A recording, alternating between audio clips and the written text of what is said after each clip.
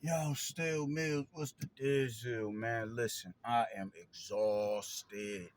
Um, Now I understand why people say it's best to work out or whatever early in the day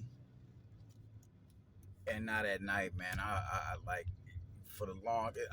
I'm never able to sleep good after I leave the gym. You dig? I guess all the dopamine and everything gets released into your brain, and it takes forever to come down off of that for your body to finally relax itself and free itself of the adrenaline and dopamine that got pumped into your system naturally after doing those strenuous workouts that I do at the gym, man. So yeah, that's how that story goes. But peep game, I want to get into this shit, man. That is Floyd Money Mayweather, man. Man, listen.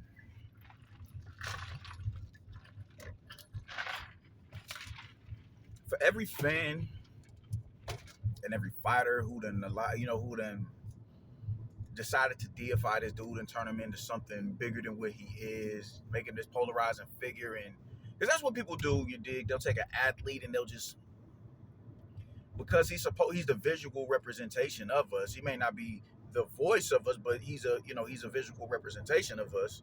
Just because he looks like us, they'll just automatically elevate these people who into certain spaces and put certain expectations on them that they not may not be ready to necessarily deliver on. And that's real bad with athletes because as you see, even in the political realm, man, when we talk about poverty within Black America and police brutality and the wealth gap and all of this, when we just speak to economics abroad, yo, pause.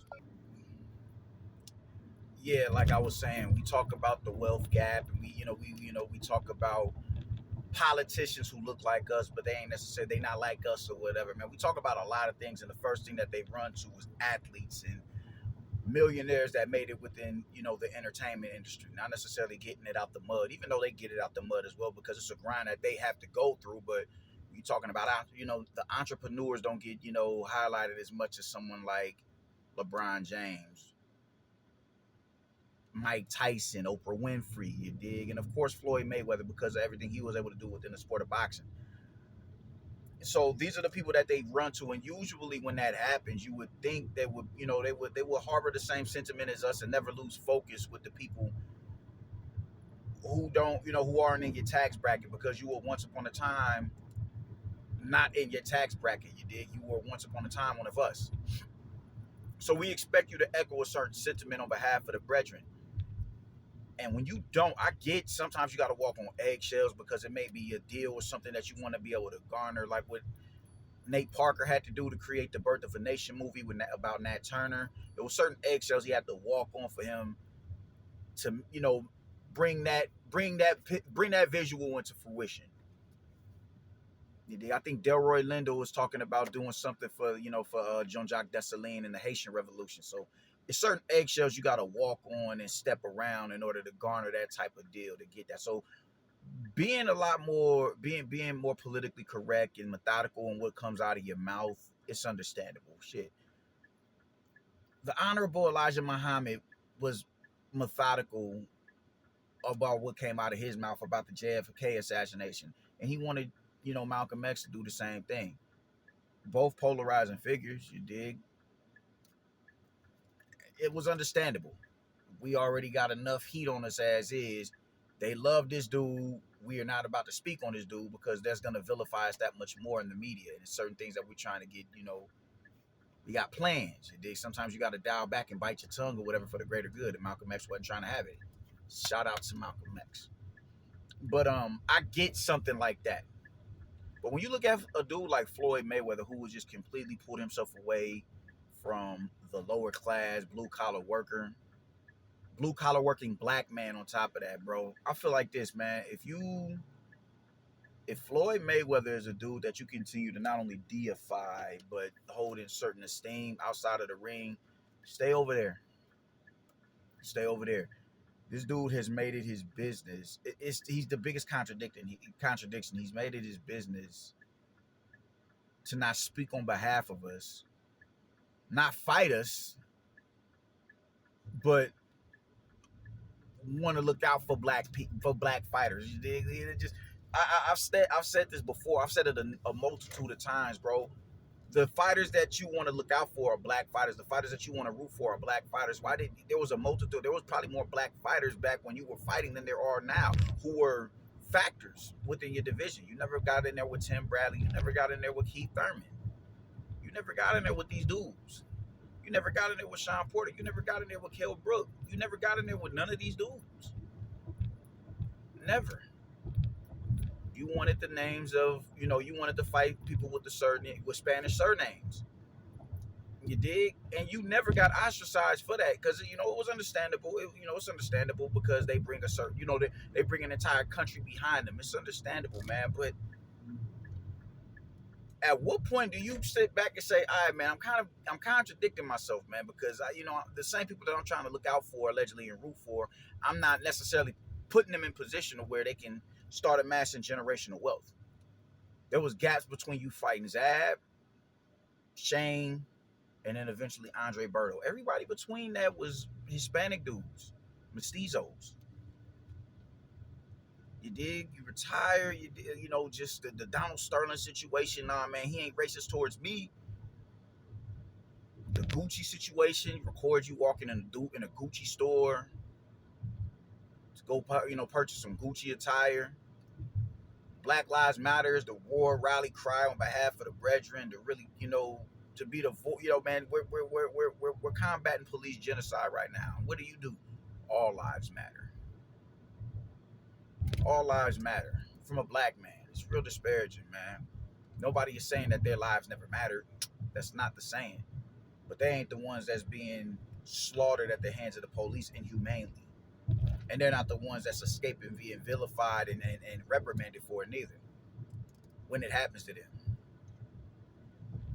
And then we fast forward to this Ryan Garcia situation where you ain't finna walk me into that negativity. You know what I'm saying? I'm here to talk about my fighter. You could never be Ali, bro. You could never be Ali. I'm like, man, fuck no. Nah. You could never be Ali in the ring. You could, and I was once upon a time, I think Floyd was better than Ali. Man, listen. You can make that argument, man, but the more and more I watch of Ali, I'm looking at just how great this dude was. I'm looking at, even in his deficiencies, he's not getting hit as much as a lot. He's getting hit more than Floyd, yeah. But it was just, he was more, it was more pizzazz to his approach to fighting. Even though he wasn't a big puncher, he was in, he was out. Even when he's moving gracefully around the ring, it's poetic, man. It's not. And we don't even need to talk about his level of activism outside of the ring. You dig? He was unapologetic about who he was. And he was unapologetic about the struggle and the plight that we was dealing with as a people, because he realized just because I'm a black man in America who's successful, that doesn't exempt me from going through the same shit that we go through. I can walk through the deep south and be strung up from a tree just like my relatives who are not known. That can happen to me. I'm not exempt from that. I'm that much more of a target, as a matter of fact. You dig? Along with his ability to be braggadocious about what he's going to do to you in the ring, he was also going to let you know, hey, yo, man, if I want to die right here, if I'm going to fight somebody, I'm going to fight you. If I want to die, if I want to fight somebody, me and you get that. Y'all want me to go over there and fight over in Vietnam for a country that won't even allow me to practice my own religious practices. Y'all got me fucked up. No, I'm not doing it. You dig? And had a white coach. That's what I dig about people who aren't, you can have your white friends, you can have your white loved ones, you can have your white mom, your white dad, your white brothers and sisters, your white relos, all of that shit. I'm not necessarily speaking to y'all unless what I'm saying fits the description. When we talk about white supremacy in America, we're not indicting every individual white person. We're not. I'm not. I damn sure ain't doing that. There's a multitude of us that will, because when they see white, all they see is white. Nah, man, I can't trust you. And it's understandable. It's understandable. You dig? But there's other people who have a different, who's a lot more nuanced in their thinking, even if their level of thinking is a lot more radicalized. Nah, man, I'm not talking about every last one of y'all. I'm not talking about every last one of y'all. I'm talking about enough. I'm talking about the ones who know, the ones who harbor a certain level of animosity when they see us, and they harbor a certain level of ideology when it comes to us. That's who I'm speaking to. That's who I'm speaking to. And he was able to voice that shit and articulate it in a manner where it was digestible. White people may be a little bit uncomfortable with it because they're not used to the sentiment. They're just expecting you to be Martin Luther King, like, and turn the other cheek and not speak on it. No, I'm not giving you that. You're not getting that out of me. You're not getting that out of me. I'm going to bang on you. And that's just what it is. He was able to do that. You think because you're cool and you're friends with white people, how much are there? How much of your friend are they if they can't even respect just the fact of you being black? That doesn't cause them to pause and not say certain shit in the media or just even behind closed doors. Okay, that's cool. Okay, this shit is getting ridiculous. They can't respect that aspect of you. You're a black man in America, but they will still say the most vulgar, fucked up, piece of shit ass things to say about an individual, about another black person, with you being their black friend. Why is your feelings towards them more important than their feelings towards you? Like, why? I don't give a fuck how cool you are. The word nigger should always strike a certain nerve in you, even if it's coming from your friend, who just so happens to be white or Asian or mestizo or Pacific Islander, whatever the individual is. Nobody is above reproach. Nobody. And I don't with this dude, he's a nigga who just does not want to rock the boat. You dig? This is that showbiz, the dope bullshit. I don't see a nigga. He ain't talking to me. I don't see a nigga. I don't see a nigga. I see kings and I see queens. So the fuck what? You acting as if kings and queens didn't get captured and brought over here to this fucking land to be slaves in the cotton field. Y'all niggas is a trip, man. I fucking can't stand you niggas. I can't stand y'all. It's fucking filthy. It's filthy work. It's filthy work. Your homeboy, your friend, your white friend, you thought you're more so concerned with preserving your friendship and taking his feelings into consideration. If you was to indict him for what it is that he's been saying, then he's concerned about your feelings about what it is that the inflammatory remarks that he made. How much sense does that make? How much sense does that make? You not gonna say shit about Ryan Garcia and negativity, bro? Like, you're not gonna drag me into that. You're not gonna drag me into that. I thought you was looking out for black fighters, bro. I thought you was looking out for black fighters. This goes hand in hand with that. Floyd, I don't see how y'all can deify this dude. Like, the dude was an incredible boxer, bro. Incredible talent. Incredible. But at some point in time, you got to draw your line in the sand and let it be known, bro. All right, cool. I can recognize everything you've done good for the sport of boxing. I can recognize you're a polarizing figure in the sport of boxing, man. But that's where that shit stops. Floyd is a top fighter to me. It's undisputed.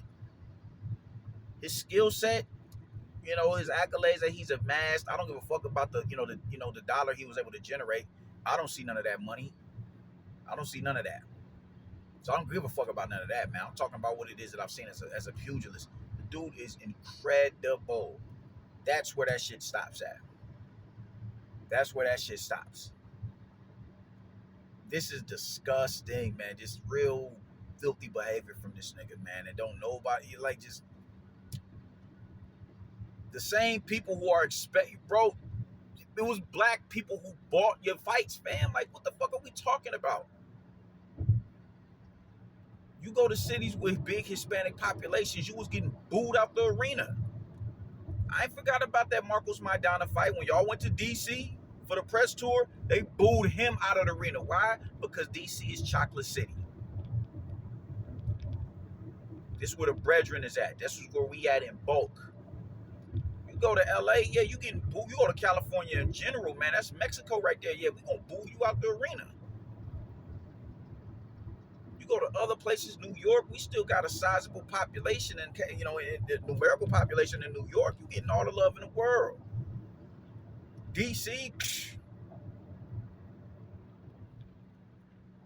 Fuck all of them. Fuck all $8 that went into your pocket purchasing your fight. Regular 9 to 5 working ass niggas. You know how many of them, how many of them dudes saved up who worked at McDonald's and these fast food restaurants where they don't see a big wage. I'm throwing a fight party over here at the crib, man. Slide through. Take time off. Put in a PTO to watch you fight and put money in your pocket. Yo, we getting red. We gonna grill. I'm grilling. We yada yada. Doing all this shit to accommodate you because they this excited to see, yo, we got one right here. This dude is he's great at what it is that he does. And you can't even be a voice. I'm not saying you got to be a political voice and be as an astute fucking orator when you speak into the public. We're not saying that. We just simply saying address the bullshit. That isn't negative. That's a positive when you will understand on business on behalf of your people, man. You ain't finna drag me into that. I'm not here to talk about that. Okay, bro. Stay over there. Stay over there. There is nothing anybody can say to me about it. There's nothing you can do to get me to like Floyd Mayweather again. There's nothing you can do. There's nothing you can do. Even just everything about this dude, seeing just battle raps, smack a URL event, a smack event. He got 100 security guards around him and shit like that. And you still want people to be, you still want people to approach you. You still want to be deemed as a man of the people. You still want people to come up to you and just kind of like gravel in your presence and all that. You still want that. You still want the treatment that Manny Pacquiao gets in the Philippines. You still want that. Why you act the way that you act. I'll never forget when you walk, that motherfuckers walking up to you standing next to Anthony Joshua. People was like, yo, man, I don't give a fuck about you. It's about AJ right here. I still remember that. And I remember how belittled you felt when when that shit happened.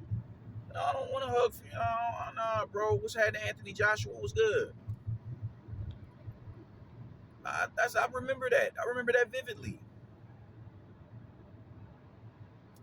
You dig? So you still, you want to reap the benefits of being a man of the people, but you don't go through the put in the road work to be, to be that man that we would consider a man of the people. You don't do that. Manny Pacquiao is a humanitarian who's building homes for the poor in the Philippines, bro. He's doing that. He's out in public. He's giving money to the to the people. Because he's a man of the people. The dude is a humanitarian, dog. You can't even do that for your fighters, man. Anytime your fighters is getting an interview and you sitting right there, you turn it into the Floyd Mayweather show. Who beat me? How many? We got cars. We got this and that and the third. What other fighter in the sport? Man, fuck out of here, dog. Like, man, it's really a travesty to see people do, to see niggas act like this, man. Because it just goes to show y'all niggas will stand. Y'all will stand for nothing. Y'all will stand for nothing. Ryan Garcia is your man. And even that whole situation is filthy because you were still the same nigga who said, yo, I'm rooting for black fighters.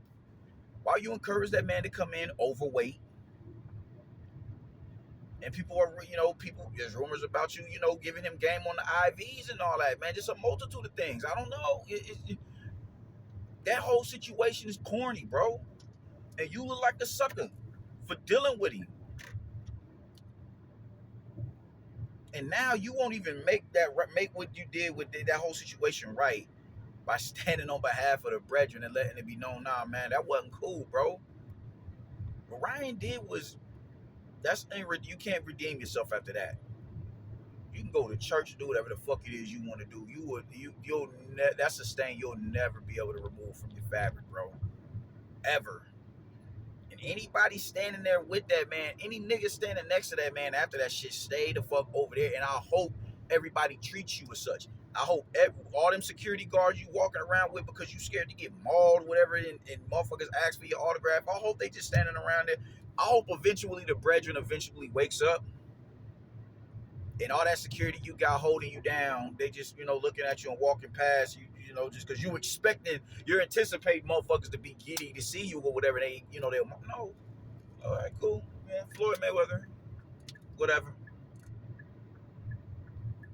That's the energy that you need. That's the energy that you need. You want love from the same people that you won't even speak up on behalf of, man. You a filthy nigga, man. You a filthy nigga.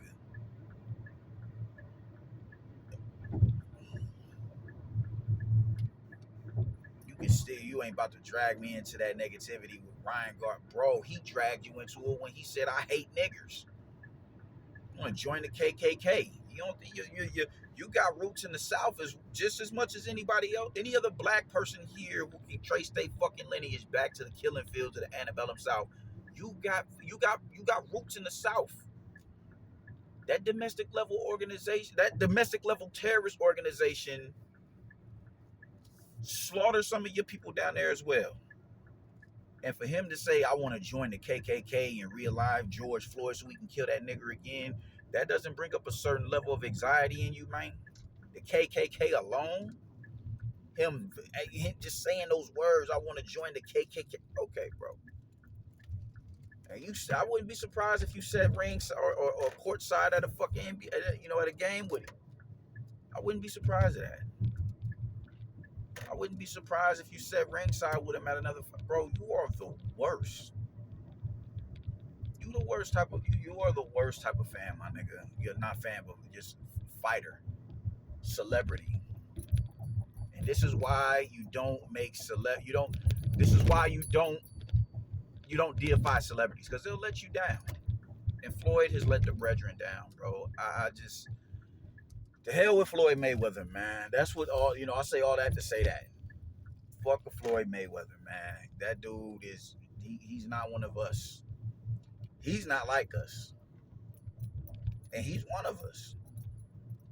But if you support that man, bro, as far as I'm concerned, just stay over there. Just stay over there. Don't come nowhere near me. Nah, man. It's nothing you can say to me about Floyd Mayweather that'll have me like, yo, man. Because I can't identify with what it is that you're doing, because it's not even about trying to pick sides or whatever, man. It's just picking us. Righteousness has no side. Righteousness has no side. It's right or wrong. If you're a righteous individual, you just know this is the side that I'm going to stand on, man. I can still be cool with you and say, yo, you want some cold bullshit.